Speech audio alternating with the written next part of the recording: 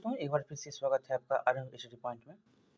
आज हम पढ़ने वाले हैं ज्योग्राफी का यह 12वां अध्याय है, क्लास 7 है, SCERT BTVC जो कि बिहार सरकार के द्वारा चलता है और बहुत ही इम्पोर्टेंट यह सीरीज हम चला रहे हैं।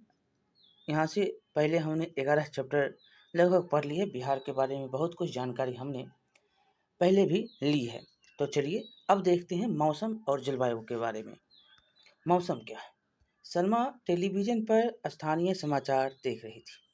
उद्घोषिका ने कहा, आइए अब राज्य के मुख्य शहरों के मौसम का हालचाल जाने।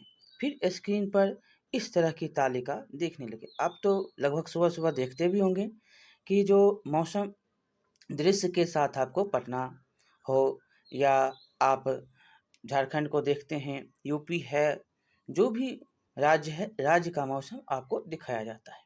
ये अपने बिहार के कुछ शहर हैं, पटना, भागलपुर, गया, मुजफ्फरपुर। अधिकतम देखेंगे तो 35 से 37, 38, 32 है। न्यूनतम 25, 28, 29, 25 है।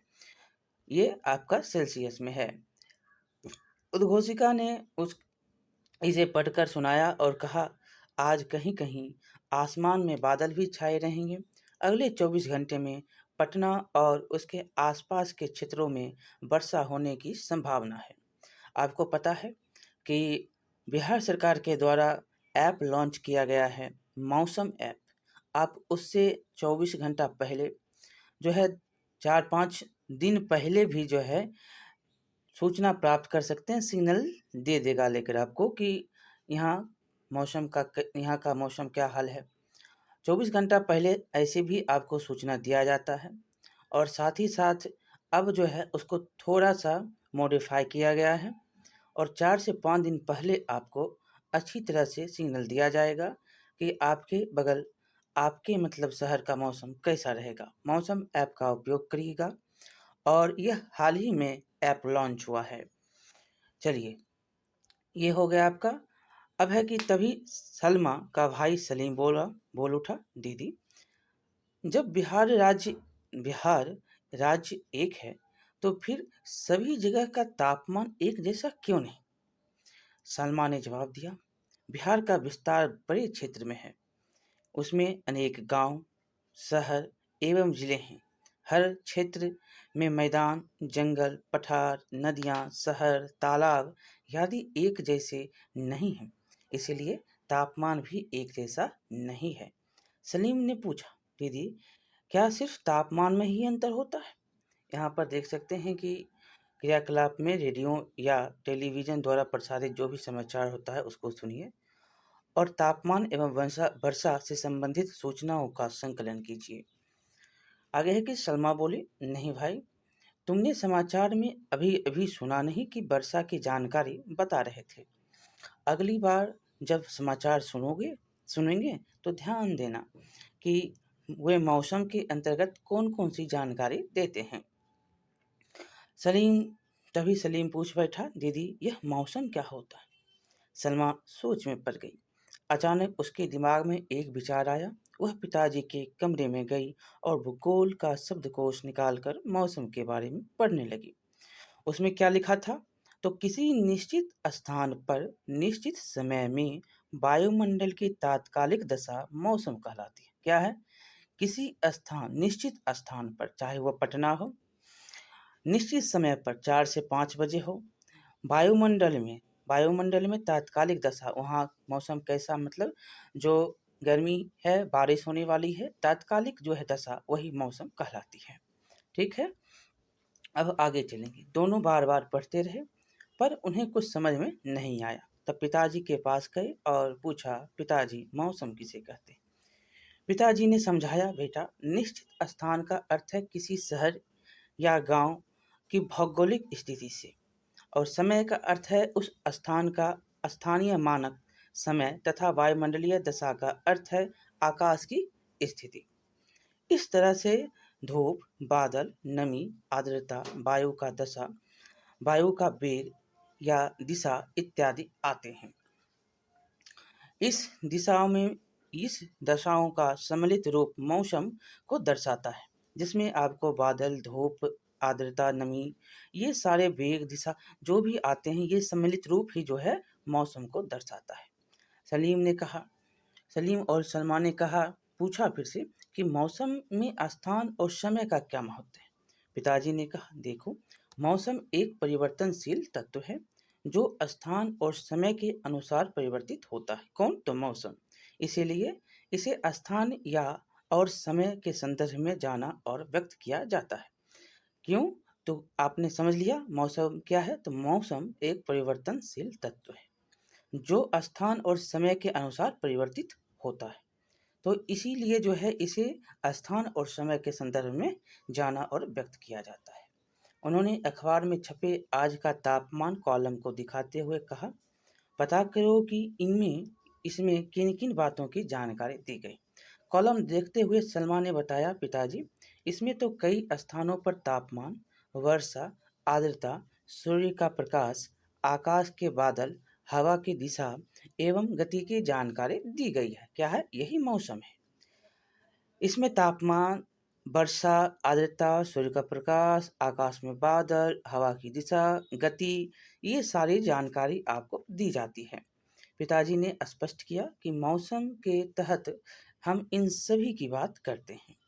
अक्सर हम ऐसा पाते हैं कि कहीं गर्मी ज़्यादा है तो कहीं कम, कहीं हवा की दिशा अलग होती है, तो जिसका प्रभाव मौसम पर पड़ता है। चलिए अब हम जलवायु के बारे में पढ़ेंगे।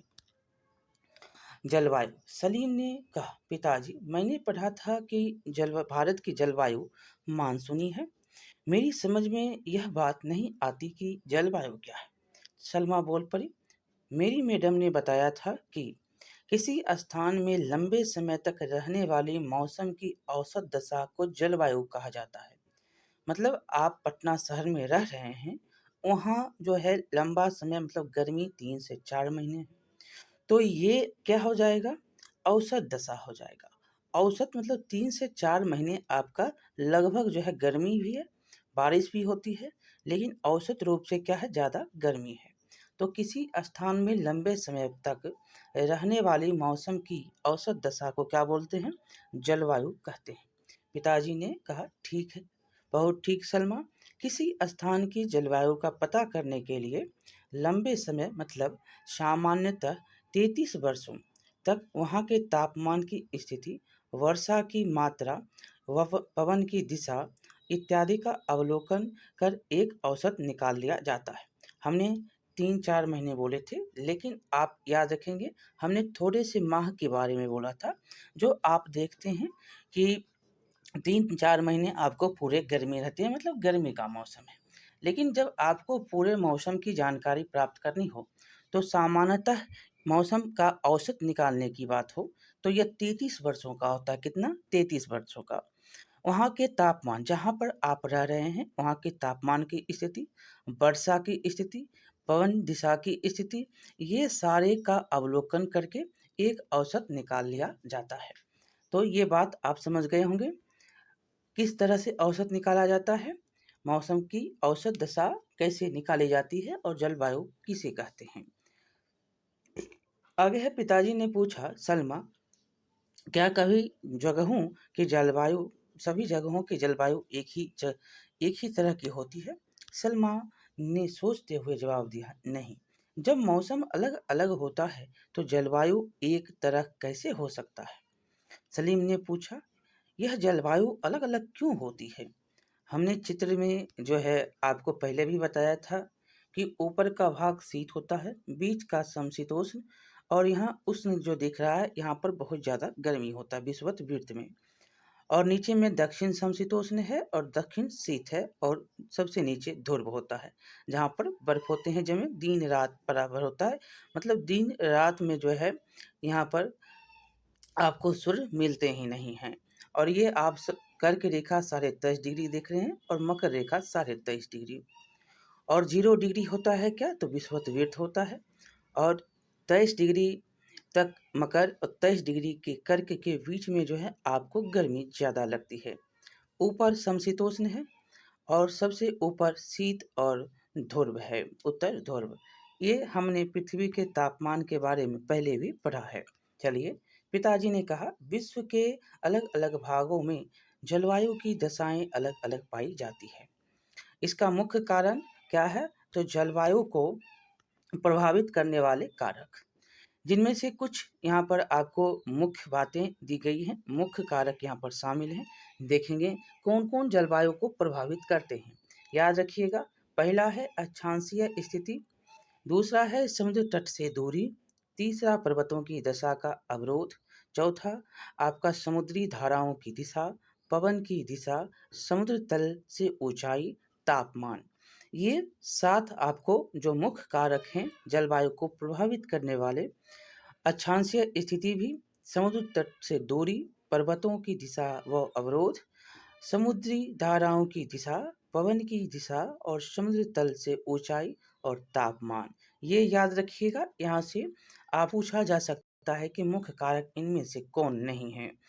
अलग अलग देखेंगे, अब अलग अलग स्थानों पर जलवायु के निर्धारण में एक या एक से अधिक तत्व महत्वपूर्ण हैं। एक से हमने 7 अभी पढ़े, एक से अधिक तत्व महत्वपूर्ण होते हैं, लेकिन जलवायु को प्रभावित करने में सबसे अधिक महत्वपूर्ण भूमिका सौर ऊर्जा की होती है। किसकी होती है? सौर ऊर्जा, सूर्य की ऊर्जा। देखिए, निम्न अक्षांशीय क्षेत्रों में जहाँ सौर ऊर्जा अधिक होती है, वह स्थान सामान्यतः गर्म होता है, तथा उच्च अक्षांशीय क्षेत्रों में जहाँ सौर ऊर्जा कम मिलती है, वह स्थान अपेक्षाकृत क्या होते हैं? ठंडा होते हैं। जहाँ पर कम मिलेगा वहाँ पर ठंडा, जहाँ पर ज़्यादा मिलेगा वहाँ पर गर्म। ये हम जानते हैं। देखिए, जलवायु को प्रभावित करने वाले कारकों को अंग्रेजी शब्द लैंडफॉर्म से आसानी से समझा जा सकता है। ये LANDFORM अंग्रेजी के ये शब्द हैं।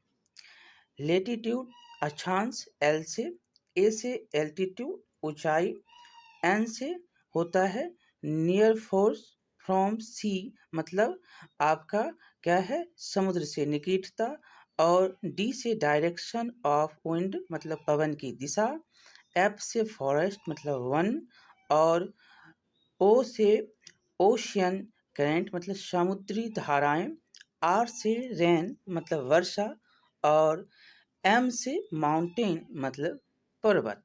ये जो हैं आप लैंडफॉर्म से आप समझ सकते हैं, ये सारे कारक होते हैं जलवायु परिवर्तन प्रभावित करने वाले कारक।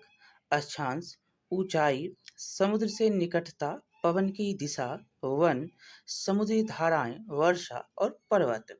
ये 8 शब्द आपको जानने हैं। चलिए अब हम आगे चलेंगे। पिताजी ने पूछा, सलीम, पृथ्वी पर ताप का मुख्य स्रोत क्या है? सलीम ने कहा, ताप का मुख्य स्रोत क्या है? स्रोत है आपका सूर्य का ताप। यहाँ पर एक शब्द देखेंगे, क्या आप जानते हैं? वायु दाब को मिलीबार प्रति वर्ग सेंटीमीटर में मापते हैं। किसमें मापते हैं वायु दाब को? मिलीबार प्रति वर्ग सेंटीमीटर में मापते हैं। देखिए, पिताजी ने कहा, सूर्य के ताप से जलवायु एवं पृथ्वी गर्म होते हैं। क्या होते हैं? जलवायु, जल भी और पृथ्वी भी। वायु में उपस्थित ताप की मात्रा को ही क्या कहते हैं? वायुमंडल का तापमान कहते हैं। जो आकाश में आपको मतलब वायु में आपको उपस्थित जो भी ताप दिखता है वही क्या कहलाता है? आपको जो होता है वही क्या कहलाता है? वायुमंडल का तापमान कहलाता है। इस कारण धरातल का तापमान सूर्य से प्राप्त ताप की अवधि पर निर्भर करता है। पिताजी ने ग्लोब और टॉर्च की मदद से बच्चों को समझाया कि सूर्य की किरणें भूमध्य रेखा पर सीधी पड़ती हैं। हमने आपको पहले भी बताया, ये आपका भूमध्य रेखा है, तो यहाँ पर सूर्य की किरणें सीधी पड़ती है, जिसके कारण इसके आसपास की स्थिति में जो है क्षेत्र में गर्मी अधिक पड़ती है। परंतु भूमध्य रेखा से उत्तर और भूमध्य रेखा के दक्षिण जाने पर सूर्य की किरणें क्या होती हैं? तिरछी पड़ती है। तिरछी किरणें तिरछी या कोणीय पड़ती है। इसीलिए वहाँ का तापमान क्या होता है? क्रमशः कम होता है। जहाँ सूर्य की ऊष्मा नहीं पहुँचती है, वहाँ निम्न तापमान होता है और वहाँ पर सदैव क्या होता है, बर्फ जमा रहता है, मतलब हिम जमा रहता है और ये शीत प्रदेश कहलाते हैं। जहाँ पर हिम जमा रहे वो शीत प्रदेश कहलाता है। तापमान वहाँ पर आपको नहीं मिलता है। ऐसे क्षेत्र आपको कहाँ मिलते हैं, तो उत्तरी और दक्षिणी ध्रुवों पर मिलते हैं। कहाँ मिलते, तो उत्तर और दक्षिण ध्रुव में। पिताजी ने बताया कि वायुमंडल का तापमान सूर्य की किरणों के झुकाव, दिन की लंबाई, प्रचलित पवनों, जल और थल के वितरण आदि के कारण भी प्रभावित होता है।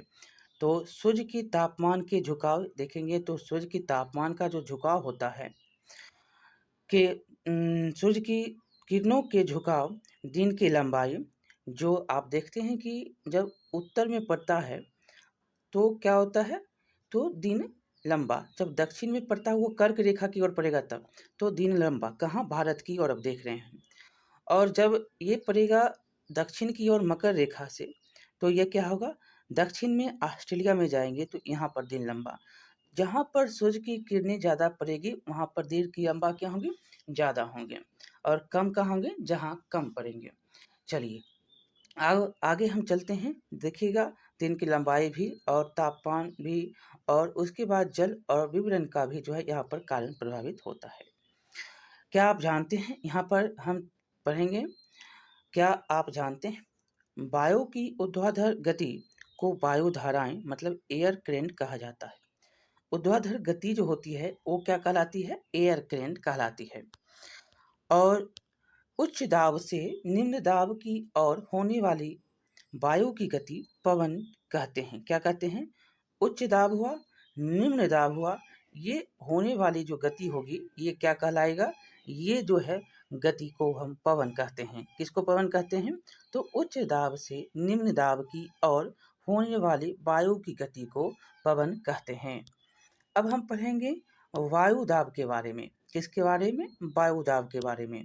लिखा गया है कि सलमा और सलीम की उत्सुकता जो है बढ़ रही थी। उन्हें बड़ा मजा आ रहा था। पिताजी ने पुनः बताया, पृथ्वी की सतह पर पड़ने वाले वायु का भार वायु दाब कहलाता है।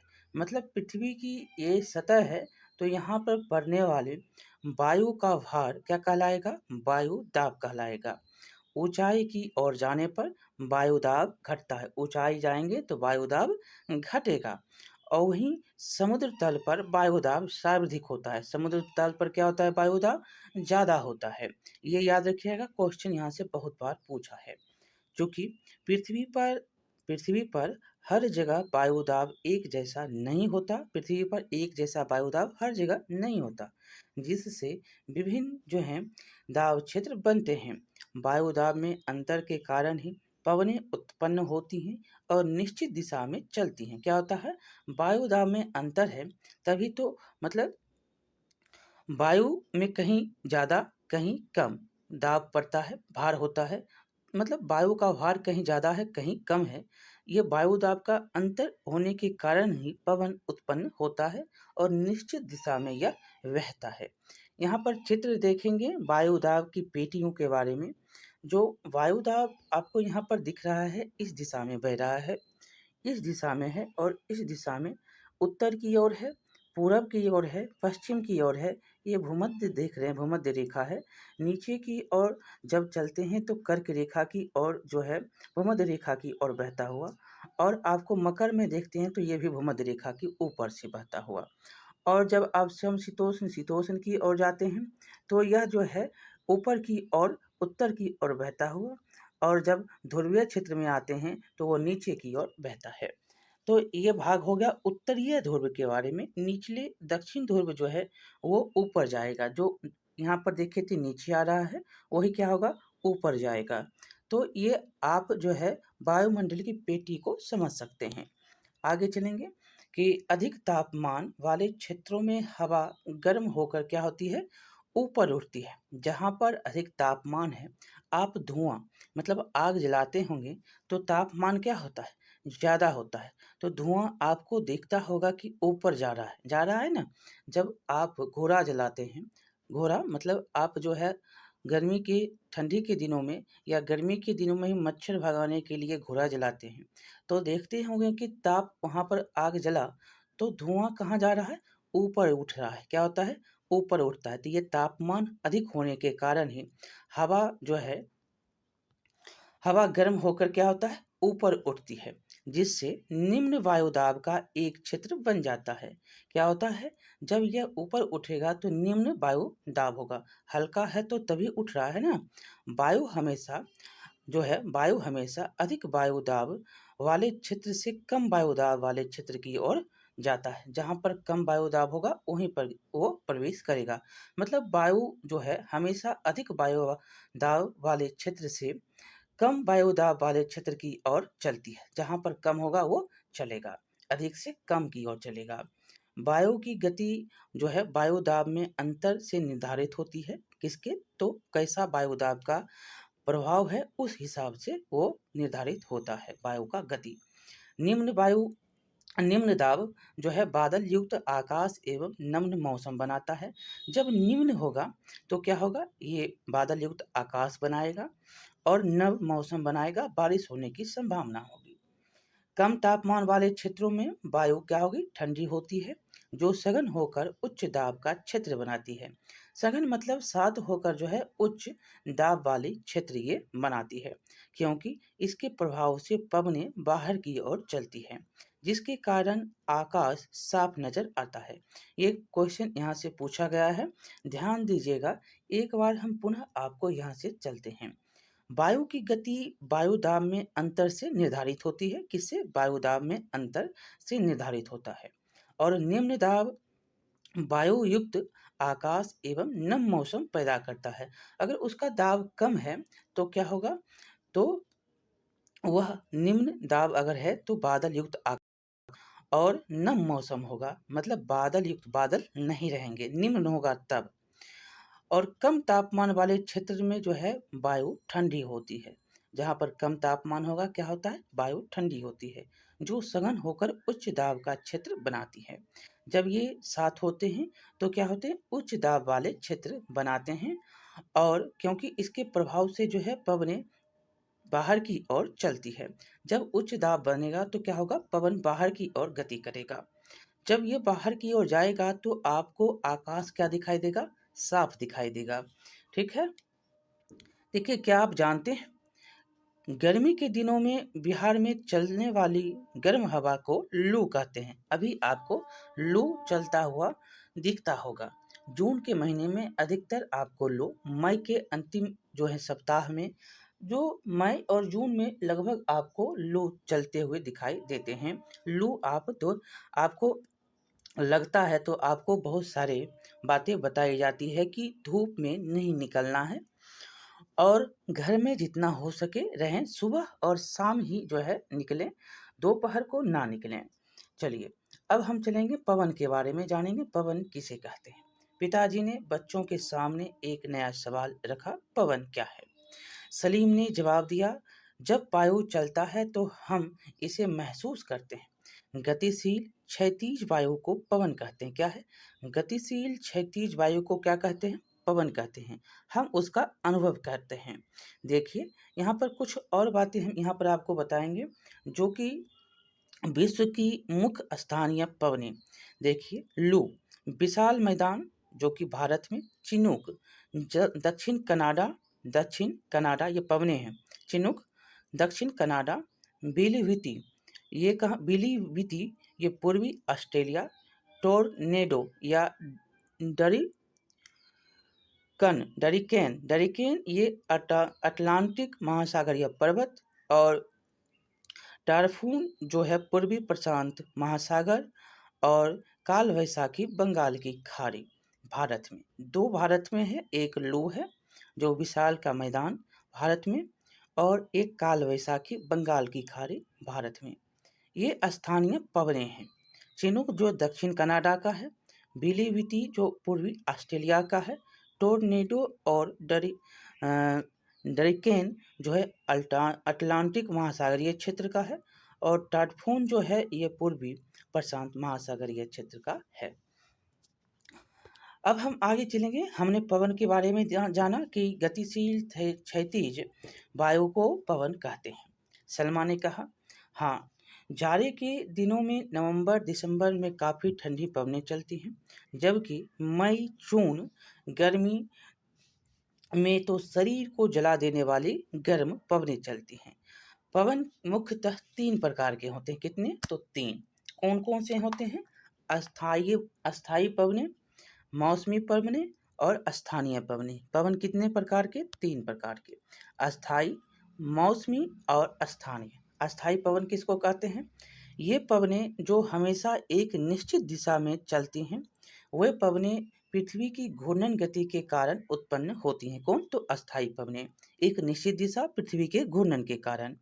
ये अधिक दाब पेटियों से कम दाब पेटियों की ओर चलती है। अधिक से ज़्यादा की ओर, मतलब अधिक से कम की ओर चलती है।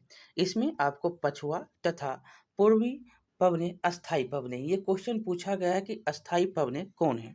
तो कौन है? पछुआ और पूर्वी। ये किसके कारण चलते हैं? तो पृथ्वी के घूर्णन गति के कारण ये उत्पन्न होता है। अधिक दाब से यह निम्न दाब वाली पेटियों की ओर चलता है। इसका जो दिशा होता है वह निश्चित दिशा होता है, पूरब चलेगा या तो पश्चिम चलेगा। एक है मौसमी पवनें। इन पवनों को जो है दिशा, मौसम अथवा ऋतु के अनुसार यह बदलता है। अर्थात जब पवनों की दिशा विभिन्न ऋतुओं में बदलती रहती हूँ, तो इसे मौसमी पवनें कहते हैं। जैसे मानसूनी पवनें, चक्रवात, प्रति चक्रवात, ये क्या है? मौसमी पवनें हैं। अगला पढ़ेंगे स्थानीय पवनें। देखिए, वर्ष के किसी विशेष समय और विशेष भूखंड या स्थानों पर चलने वाली हवाएं स्थानीय पवनें कहलाती है। क्या है? किसी विशेष समय या भूखंड पर स्थानों पर चलेगा, उस स्थान पर चलेगा हवा, तो वो स्थानीय पवन कहलाएगा। जैसे हमारे यहाँ बिहार, जो कि उत्तर भारत के मैदानी भाग में मई जून में चलने वाली गर्म हवा, जो लू के नाम से जानी जाती है, ये क्या है? स्थानीय पवनें हैं। ये चक्रवात का चित्र देख सकते हैं कि कैसे जो है ये ऐसे करके चलता है पूरा जो है। आगे हम चलेंगे स्थानीय समीर एवं समुद्री समीर। तो जब हवा स्थल से समुद्र की ओर चलती है, ये स्थल है, ये समुद्र है, स्थल से समुद्र की ओर चलती है, तो इसे स्थलीय समीर कहते हैं। किसे कहते हैं? स्थलीय समीर। जब हवा स्थल से समुद्र की ओर चलेगी तो वह स्थलीय समीर कहलाएगा। और ये सदा रात में चलती है। कब चलती है? स्थल से समुद्र की ओर चलने वाली समीर हवा, ये सदा रात में चलती है।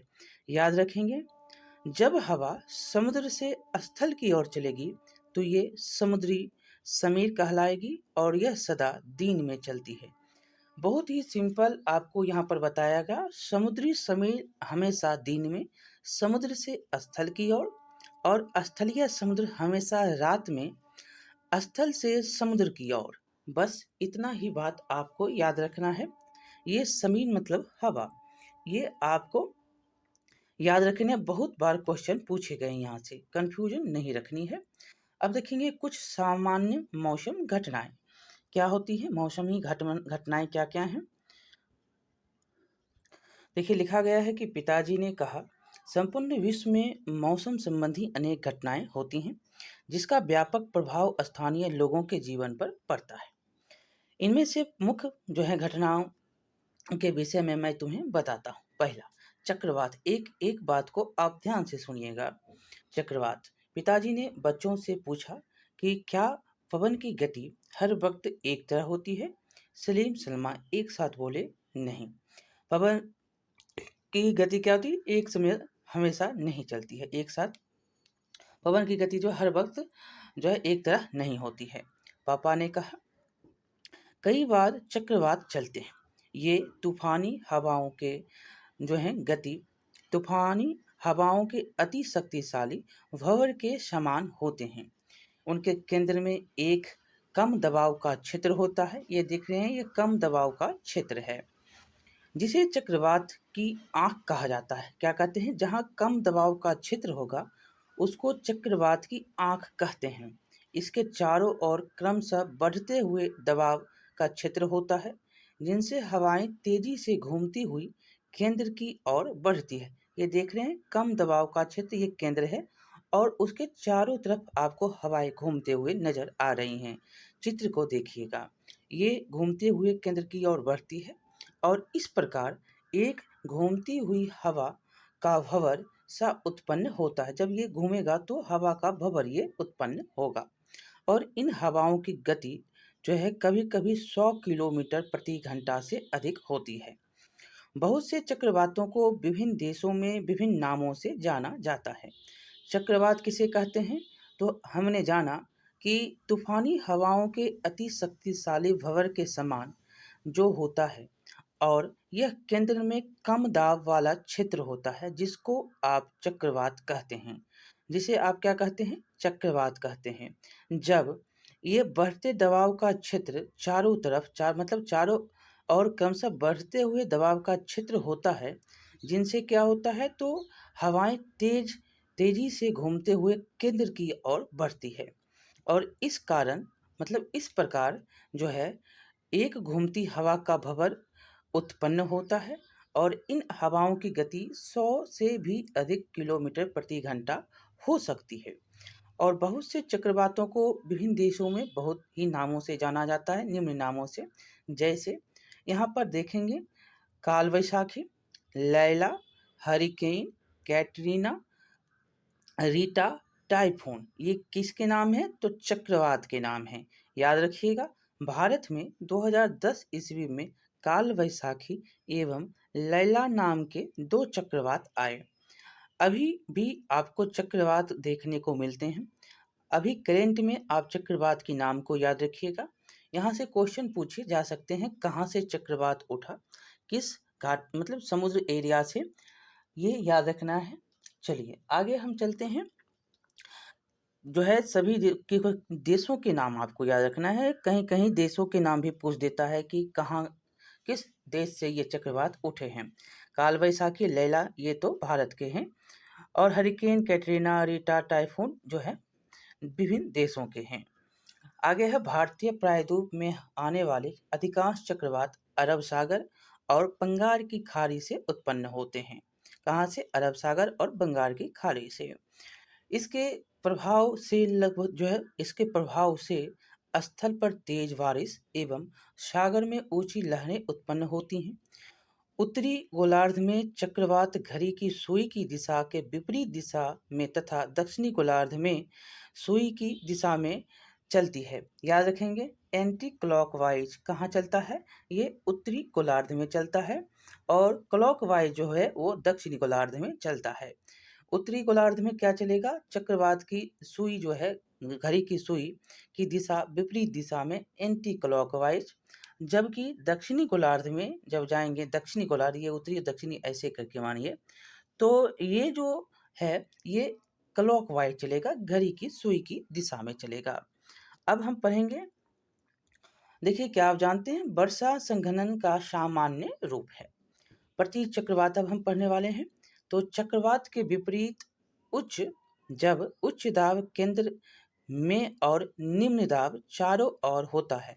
हमने पढ़ा था चक्रवात में कि विपरीत आपको कह रहा है, जब उच्च दाब कहाँ होगा? केंद्र के बाहर होगा, निम्न दाब क्या होगा? अंदर होगा। लेकिन प्रति चक्रवात में क्या होगा? चक्रवात के विपरीत होगा। जब उच्च दाब जो है केंद्र में और निम्न दाब चारों ओर होता है तो हवाएं केंद्र से बाहर की ओर चलती है। क्या होता है? केंद्र से बाहर की ओर चलेगा। ऐसे समझिएगा कि उच्च दाब जो होगा वो क्या होगा? केंद्र में होगा। ये भाग आपका केंद्र का है तो ये यहाँ पर क्या होगा? उच्च दाब होगा और निम्न दाब जो होगा इसके चारों ओर होगा। जैसे चक्रवात में हमने देखा था कि निम्न दाब जो था वो केंद्र में था और उच्च दाब चारों ओर था। इसके उल्टे प्रति चक्रवात हैं तो ये हवाएं जो होंगी कैसे? तो केंद्र से बाहर की ओर चलेंगे। केंद्र में आपने देखा उच्च दाब है तो ये क्या होगा? ये हवा जो है बाहर की ओर चलेगा। इसे ही प्रति चक्रवात कहते हैं, जिसके फलस्वरूप मौसम साफ होता है और इसके फलस्वरूप क्या होता है? यहाँ पर आंधी तूफान आपको जो है इसकी गति देखेंगे तो यहाँ पर मौसम साफ होता है, परंतु हवाएं धीमी गति से चलती हैं। क्या होता है? हवाएं धीमी गति से चलती हैं। जो मौसम साफ होगा तो धीमी गति से हवा होगी, और यहाँ पर 100 किलोमीटर प्रति घंटा नहीं चलेगा, तूफान नहीं आएंगे। तो ये चक्रवात आपका हो गया कि जब प्रति चक्रवात पूछे तो केंद्र में कहिएगा उच्च दाब है, निम्न दाब बाहर है, इसीलिए जो है बाहर की ओर हवा चलता है, केंद्र से बाहर की ओर। चक्रवात पूछेगा तो कहिएगा जो उच्च दाब जो है वो कहाँ पर है, तो वो उच्च दाब बाहर है, और निम्न दाब जो है आपका केंद्र में है। निम्न दाब क्या है? केंद्र में है। तो इसलिए जो है निम्न दाब क्या होता है? घूमता है। ये जो है क्या करता है? तो चक्रवात का रूप लेता है। आगे चलेंगे। परंतु हवाएं धीमी गति से चलती हैं, और उत्तरी गोलार्ध में यह घड़ी के सुई की दिशा में, और दक्षिणी गोलार्ध में उसके विपरीत सेम है। प्रति चक्रवात में यह जो है उत्तरी गोलार्ध में जैसे चल रहा था चक्रवात किस दिशा में, तो एंटी क्लॉकवाइज चल रहा था। तो आपने यहाँ पर समझ लिया कि उत्तरी गोलार्ध में जो है यहाँ पर क्या चलेगा, तो ये चलेगा घड़ी के दिशा में, और दक्षिणी गोलार्ध में विपरीत दिशा में। आगे चलेंगे। जल वाष्प के यहाँ पर पहले एक पॉइंट है कि जल वाष्प के जल वाष्प के जल रूप में बदलने की प्रक्रिया को क्या कहते हैं? संघनन कहते हैं। जब जल वाष्प ऊपर की ओर जाएगा और यह जो है क्या बदलेगा? जल वाष्प के रूप में जो है जल वाष्प के जल रूप में बदलने की प्रक्रिया को संघनन कहते हैं। जो भी ऊपर गया है वाष्प बन के, ये जल के रूप में जब बदलेगा तो इसको क्या कहते हैं? तो संघनन कहते हैं। वह तापमान जिस पर जल वाष्प का संघनन प्रारंभ होता है उसे औशांक या ओस बिंदु कहते हैं। जहाँ पर यह प्रारंभ हो जाएगा उसे क्या कहते हैं? ओस बिंदु या औशांक कहते हैं। एक बार हम पुनः आपसे यह वार्तालाप करने वाले हैं और आपको बताने वाले हैं। देखिए, जल वाष्प जो है आप देखते होंगे कि कहीं पर पानी मतलब कटोरे में रख दीजिए, वो क्या होता है? वाष्प बन के ऊपर चला जाता है। तो पानी गया ना, तो ये पानी गया, मतलब जल वाष्प के जल रूप में बदलने की प्रक्रिया को जल वाष्प के जल रूप में बदलने की प्रक्रिया को संघनन कहते हैं। बस इतना बात आपको याद रखनी है। और वह तापमान जिस पर जल वाष्प का संघनन प्रारंभ होता है, जब यह संघनन बन गया, प्रक्रिया हो गई, और जहाँ पर यह जल वाष्प का संघनन प्रारंभ हो जाएगा उसे क्या कहते हैं? वह तापमान जिस पर जल वाष्प का संघनन प्रारंभ होता है उसे औशांक या ओस बिंदु कहते हैं। चलिए, अब हम चलेंगे आगे। ये आप देख सकते हैं संवहन वर्षा। जो ये संवहन, ये बारिश, बादल बन गया है और बारिश हो रही है। यहाँ पर आप नदी देखेंगे, बारिश और धूप दिखेगा तो ये बादल बनता आपको, यही है संघनन। आगे चलेंगे कि वायुमंडल में उपस्थित जल वाष्प की मात्रा को वायुमंडलीय नमी या आर्द्रता कहा जाता है। जल वाष्प का अक्षय स्रोत महासागर है। साथ ही पृथ्वी और पृथ्वी पर मौजूद अन्य जल राशियां भी जो हैं सूर्य की गर्मी से वाष्पीकृत होती हैं। यही नमी विभिन्न रूपों जैसे हिम, जल, ओले के रूप में स्थल पर गिरते हैं, और यही नमी क्या होता है? गिरता है। यह कोहरे के रूप में भी नजर आते हैं। वर्षा इसका सामान्य रूप है। कोहरे जब आप देखते होंगे ठंडी के दिनों में भी आपको यह दिखता है। जब आप बाहर निकलते हैं तो नमी ही नमी, आप शीशे के घर में देखेंगे, शीशा जहाँ पर लगा है वहाँ पर नमी आपको दिखाई देता है। तो ये क्या है? ये जो है बारिश की बूंदे, मतलब जो भी संघनित हुआ है ये बूंद ही होते हैं। तो आपको नमी जो दिखता है ये बहुत ही प्रकार के, जैसे हिम के रूप में, जल के रूप में, ओले के रूप में। जो सामान्य रूप होता है वो वर्षा होता है। तो अगला है, सोचिए अगर अत्यधिक तेज गति से हवाएं चलेगी तो क्या क्या घटनाएं हो सकती हैं? तो वर्षा, वर्षा किसे कहते हैं? तो वर्षा कहते हैं पिताजी आकाश से पानी भी तो बरसता है। क्या यह भी मौसमी घटना है? पिताजी ने कहा, क्यों नहीं बच्चों, बताओ वर्षा कैसे होती है? बच्चों ने कहा, हम तो जानते हैं कि पानी बरसता है, आप ही बताएं वर्षा कैसे होती है। पिताजी ने कहना प्रारंभ किया। ये देख सकते हैं कि ये बादल है और यह किससे टकराया, तो ये पर्वत से, पर्वतीय वर्षा है। ये पर्वत से टकराया और यहीं पर ये रुका। जब रुका तो ये बारिश में तब्दील हो गया। इसके बारे में हम अभी पढ़ने वाले हैं। देखिए, बादलों से पृथ्वी पर गिरने वाले बूंदे को क्या कहते हैं? बूंद पानी की बूंदे को वायुमंडल में उपस्थित जल वाष्प के संघनन द्वारा बनती है। क्या होता है? ये संघनन के द्वारा बनती है। जल वाष्प के संघनन द्वारा ये आपको बनते हैं। बादलों से पृथ्वी पर गिरने वाले पानी की बूंदें जो वायुमंडल में उपस्थित जल वाष्प के संघनन द्वारा बनती हैं, यही वर्षा कहलाती हैं। वर्षा पृथ्वी पर जल का बड़ा स्रोत है। इससे धरती के भूगर्भीय जल भंडार संचित होते हैं। जल के संरक्षण के लिए हमें वर्षा जल का संचित करना चाहिए।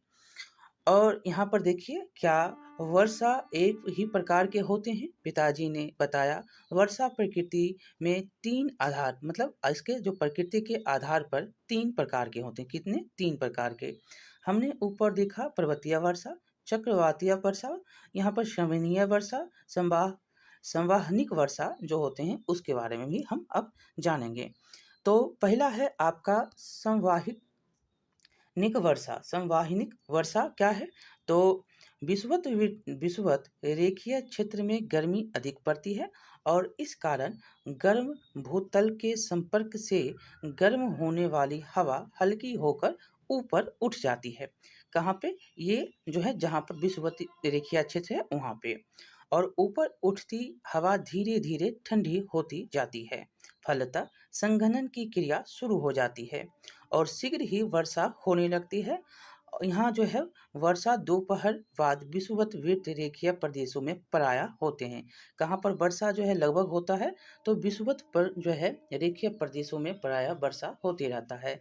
यहाँ पर जमीन जो है क्या है? भूतल जो है वो बहुत ही गर्म है, जिसके कारण जो है ये हवाएं ऊपर की ओर जाती है और क्या होता है? हल्की होकर ऊपर की ओर जाती है गर्म हवा और ऊपर जाकर यह ठंडा होता है। ठंडा होता है तो संघनन की क्रिया शुरू होता है और बारिश होती है। लगभग जो है वहाँ पर दोपहर के बाद यहाँ पर बारिश होती है 2 बजे।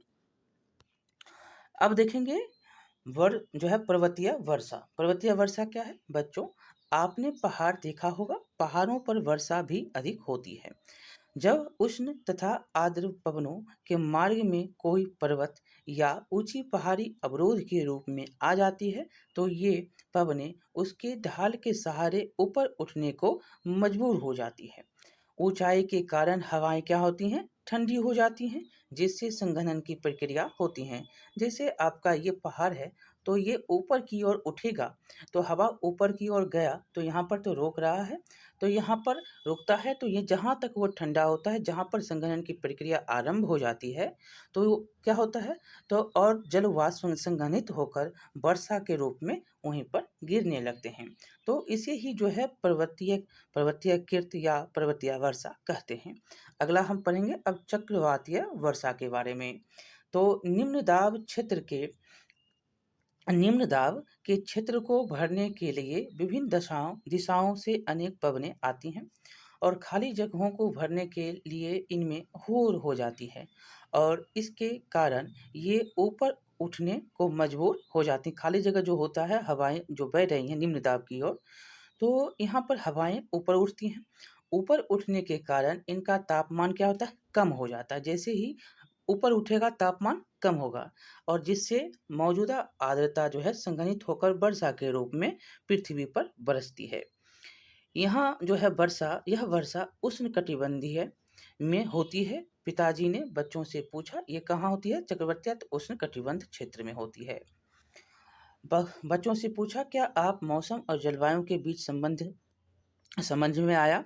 सलीम और सलमा एक साथ हाँ भरी और टेलीविजन पर मौसम के संबंधी खबरें आने लगी।